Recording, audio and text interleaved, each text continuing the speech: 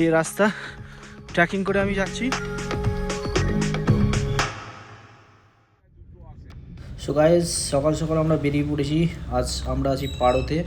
So দেখুন, পাড়োর আজকে পুরো দিন আমাদের প্রোগ্রাম আছে। আর আমরা আছি এখন দুনিয়ার সব থেকে ডেঞ্জার ল্যান্ডিংয়ের ক্ষেত্রে পাড়ো ইন্টারন্যাশনাল এয়ারপোর্টে, ভুটানের একমাত্র ইন্টারন্যাশনাল এয়ারপোর্ট। ছোট্ট পাহাড়ের সমুদ্রের তল থেকে 18,000 ফিট ওপরে এই এয়ারপোর্ট। দুনিয়ার সব থেকে ল্যান্ডিং ক্ষেত্রে ডিফিকাল্ট মনে হয়। এখানে শুধু 8 জন দক্ষ পাইলটের প্লেন ওঠা এবং নামার অনুমতি আছে। সো দেখুন, খুব সুন্দর ভিউ পয়েন্ট। আর আমরা এখন বেরিয়ে পড়েছি চেলালা পাসে যাওয়ার। তো চেলালা পাস হচ্ছে 13,083 ফিট ওপরে, আর সব থেকে উঁচু। এটা হচ্ছে পাড়ো আর হা ভ্যালির মিডিল পয়েন্টে আছে, সব থেকে টপে। আর দেখুন এখানে পাথর, কত সুন্দর খেতি, এখানে সব খেতি হয়। দেখুন কত বড়, খুব সুন্দর লাগছে। তো আস্তে আস্তে আমরা ওপরে উঠছি, যেতে প্রায় 1 থেকে 1.5 ঘন্টার ওপরে লাগবে। আর দেখুন যেতে যেতে আমরা বরফ পেয়ে গেলাম। কালকে রাতে খুব বৃষ্টি হয়েছিল, আর এখানে যত উপরে যাচ্ছি খুব বরফে দেখা হয়ে গেল।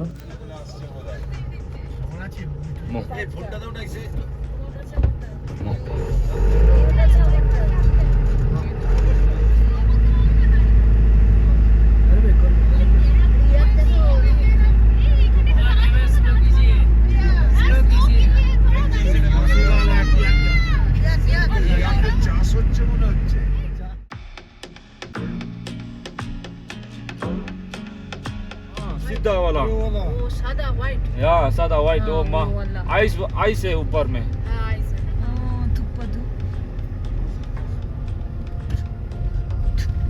এখানে আছে স্থিতি। আমরা এসে গেছি চেলিলা পাস। তো দেখুন চেলিলা পাস বিরাট হাইট। এই যে পাহাড়টা সামনে দেখা যাচ্ছে, হোয়াইট কালার। এটা অ্যাকচুয়ালি দেখা যায় না, আজকে কিসমত ভালো বলে দেখা যাচ্ছে আমাদের, শুনলাম যেটা। বিরাট বড় হাইস্ট। কত হাইস্টে আমরা এসে গেছি। মানে এখানে দুটো ডিস্ট্রিক্ট ভাগ হয়ে যাচ্ছে, এটা হচ্ছে পাড়ো, আর ওই দিকটা নিয়ে যাচ্ছে, ওইটা হচ্ছে আলাদা ডিস্ট্রিক্ট। এত সুন্দর ভিউটা, দারুণ।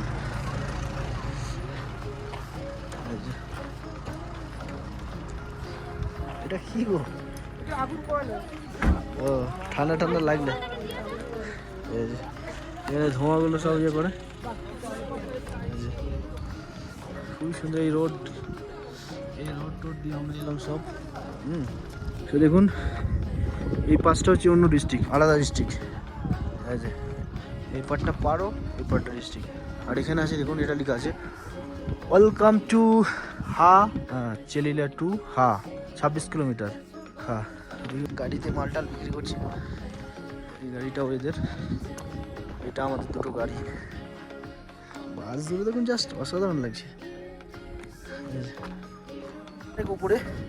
আর এখানে প্রচণ্ড ঠান্ডা আছে, তো আছে রোদ আছে, তার জন্য আমি গায়ে দিইনি, বাট এখানে বিশাল ঠান্ডা আছে।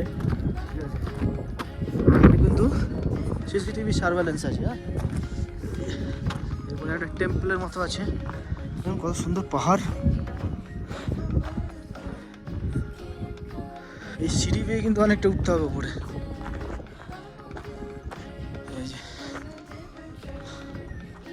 কতটা খাদ আছে।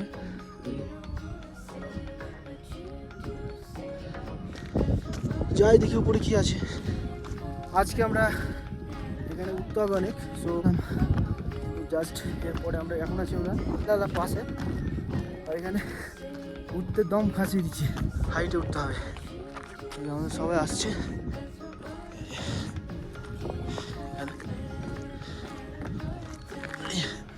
এই রাস্তা ট্রেকিং করে আমি যাচ্ছি একদম ওই টপে একটা টেম্পল আছে, ওইখানে আমি যাচ্ছি। সুন্দর জায়গা। আমার গ্রুপের মধ্যে কেউ আসেনি এখনো, শুধু আমি একা এসেছি। যে আমি একটু অ্যাডভেঞ্চার ভালোবাসি। তো টাইগার নেস্ট যে ট্রেকিং পয়েন্ট, ওখানেও আমার যাওয়ার কথা ছিল। আনফর্চুনেটলি মানে আমাদের টিমে কম লোক হওয়ার পক্ষে হলো না আমার যাওয়া, একা পথ সম্ভব নয়। তাই দেখুন একদম পুরো টপে, আর এখানে কথা বলা খুব একটা যাচ্ছে না, এতটা উঁচুতে এসে গেছি। এটা হচ্ছে দারুণ। এখানে একটা ভালো গার্ডওয়াল দেওয়া আছে সিটির মতো। এই যে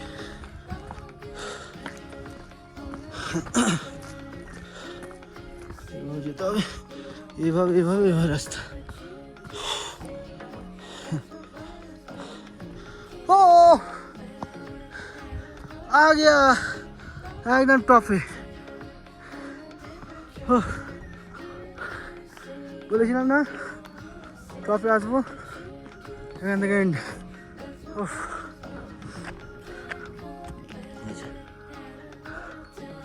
টপে একদম আবার নেমে যাবো নিচে। এখান থেকে দেখুন যাচ্ছে অসাধারণ, দারুণ দারুণ। আমরা চিলালা পাস থেকে বেরিয়ে পড়লাম। এবার আমাদের ডাইরেক্ট হোটেল লাঞ্চ করে আমরা যে টাইগার নেস্ট ভিউ পয়েন্ট আছে সেখানে যাব।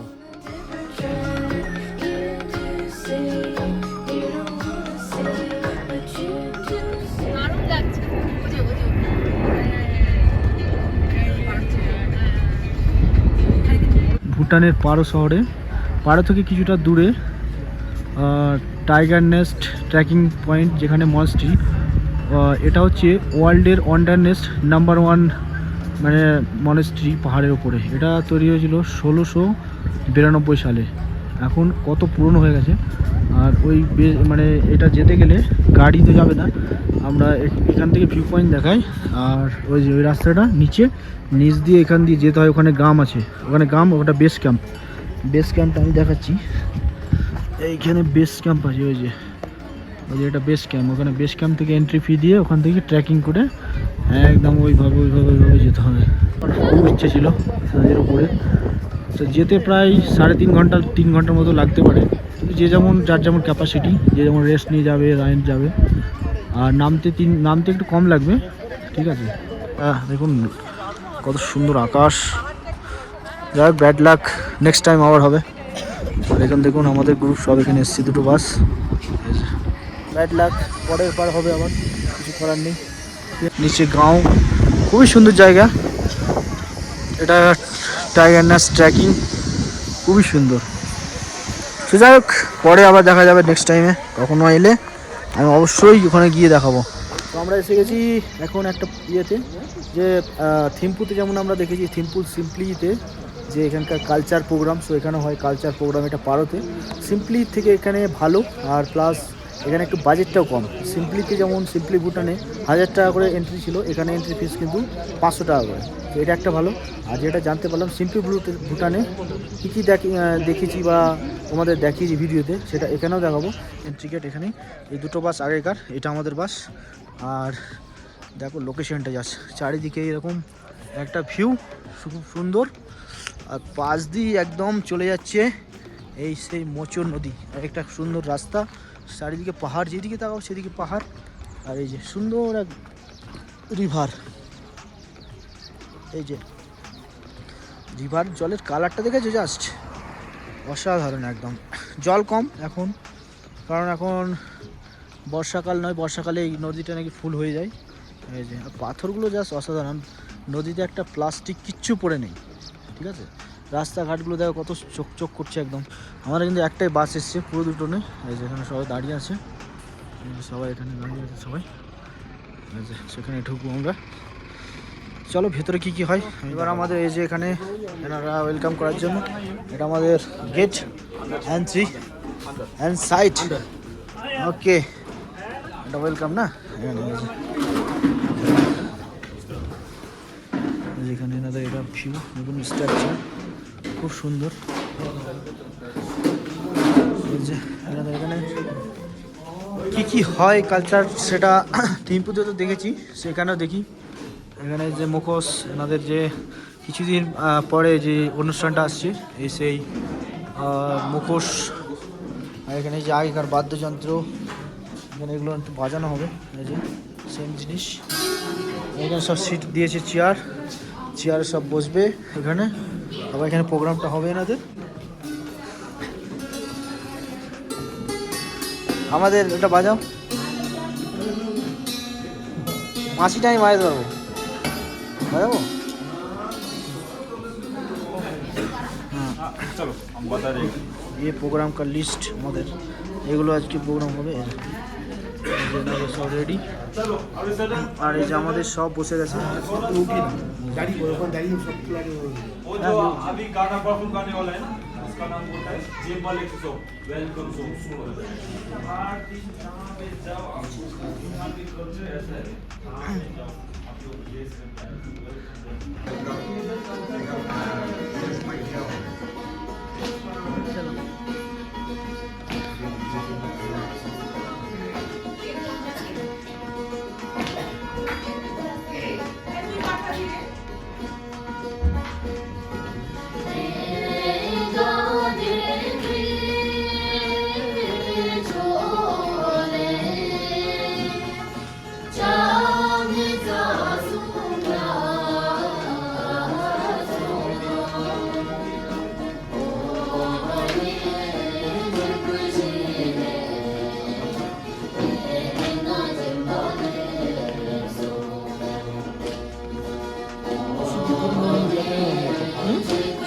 गुड मॉर्निंग करते हैं ना हाँ हाँ